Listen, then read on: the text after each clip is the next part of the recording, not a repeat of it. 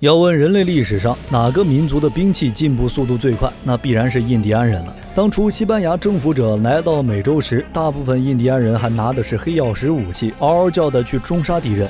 但仅仅过了3个世纪，这些美洲原住民手中的火枪质量就超过了太平洋另一端的大清帝国和日本。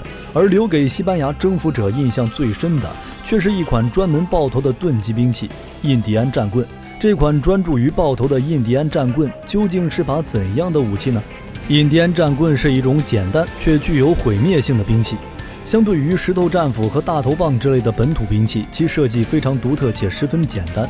这种战棍只有1到3磅，使用起来轻巧便捷，非常适合长途携带和作战。根据当地部落地区的不同，这种战棍一般都用枫木、橡木、白蜡木等纹理通顺的硬木制造。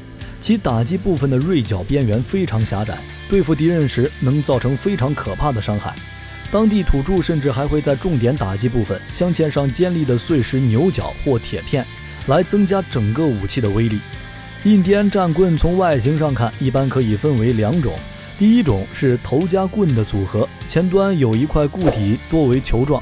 因为当时印第安人没有冶炼技术，所以用料十分简单，多为骨头、石头、硬木等。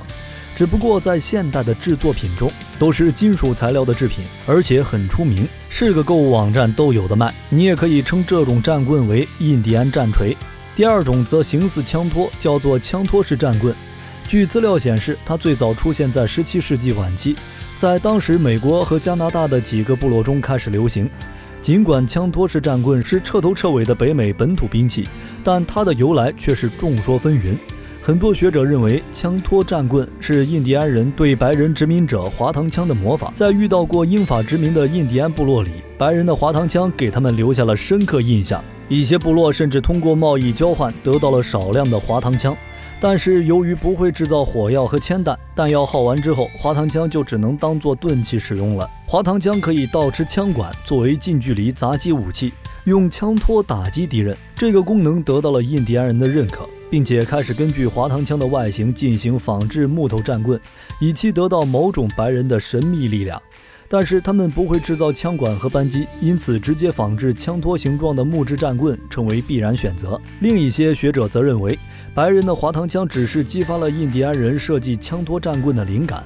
滑膛枪雷霆一样的声音震撼了印第安人，他们认为在用枪型武器和其他部落作战时，会占据某种心理优势，可以令敌人产生恐慌的情绪，从而获得部落的胜利。但是时至今日，仍然有一些印第安人团体声称，枪托式战棍完全是印第安人的独立传统武器，是在白人登陆美洲之前就有了，和滑膛枪相近，完全是一种巧合。但是不管怎么说，这个东西的确好用，看似简单的设计却能造成指定的伤害，是印第安人在近身格斗或是马上作战突袭时使用的趁手兵器。印第安人的兵器进化速度这么快，都经历了些什么？还有什么厉害的兵器呢？拓荒者的入侵为印第安人带来了大量的铁器，让印第安人从石器时代升级到了铁器时代、火器时代。除了武器上的升级换代，北美印第安人也拥有了自己的骑兵。阿帕卢萨马就是印第安人驯服的西班牙马，苏族人就是靠着阿帕卢萨马完成了对阿里卡族、波尼族等敌对部落大清洗。配合马匹作战的需要，印第安人也改进了自己手中的武器，印第安战棍就是其中的典型。除此之外，印第安出名的便是骗功了。不知道大伙知不知道《荒野猎人》？莱昂纳多因为这部电影还得了奥斯卡小金人。这部电影里就真实地反映出印第安人冷兵器的特点。片子刚开始不久，就有一场印第安人劫掠猎人队伍的戏。印第安人虽然装备的热兵器不多，但是利用了冷兵器的很多优势，成功击溃了猎人，缴获了大量物资。这段戏虽然只有几分钟，但是展现的画面极具历史感。片中印第安人先用弓箭发起无声攻击，在弥漫着薄雾的稀树森林里，猎人难以察觉印第安人的方位，遭到了不小的损失，并且极大地动摇了军心。这是第一次对印第安人攻的战事。在后来的剧情中，男主遇到了一个流浪的印第安大叔，这个大叔骑着豹纹马，带着弓箭，非常潇洒。乍一看这个弓没什么，但是细节决定成败。片中印第安大叔曾经用弓撩男主的衣服，这段镜头里，咱们可以清楚地看到，这把弓朝外的一面并非光滑，而是有着很多纵向的纹路，像树皮一样。其实这个纹路并不是树皮，更不是树的损坏，而是贴在上面的野牛筋。在古代制弓最好的材料就是牛筋贴外，牛角贴内，中间是竹或者木。这种弓被称之为角弓。在弓弯曲的过程中，弓的外侧承受的是拉力，内侧承受的是压力。牛筋抗拉，所以在外侧；牛角抗压，所以在内侧。这俩一加强，自然比一般的竹木弓强多了。然而在美洲没有合适的动物角，虽然美洲野牛长得又高又壮，但是脚还没个山羊长，所以印第安人的弓是不同于其他文明的，有时候也被称之为金木弓或者金背弓。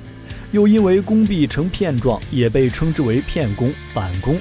因为有野牛筋作为加强，这种弓虽然弓身短小，但是威力不容小觑。其实片中还有很多关于冷兵器的镜头，比如战矛、长矛、匕首等。虽然给的镜头不多，但是道具组依然给我们还原了那个时代北美大陆上冷兵器的风貌，可以说是良心至极。印第安人武器升级换代的另一个典型就是印第安战斧。这种战斧原先是石制，我们经常在电影中看到的扔飞斧的镜头在早年并不存在，直到利润率高达15倍的毛坯贸易让西方殖民者把大量铁器输入印第安部落中，印第安战斧才开始升级换代。印第安人在有了好马、好弓以及独具本土风格升级版的战棍后，曾多次成功抵挡拓荒者的脚步，但面对科技树更加强大拓荒者时，却显得力不从心。尽管他们兵器的进化速度是历史最快，但是却不能自己独立去完成武器的升级，因此他们就很难在近代建立自己的辉煌。极具特色的印第安战棍在现代是非常流行的护身器具，这款纯打击钝器是否值得你的喜爱呢？欢迎在评论区留下你的看法。喜欢冷兵器的小伙伴请点点关注，我们下期再见。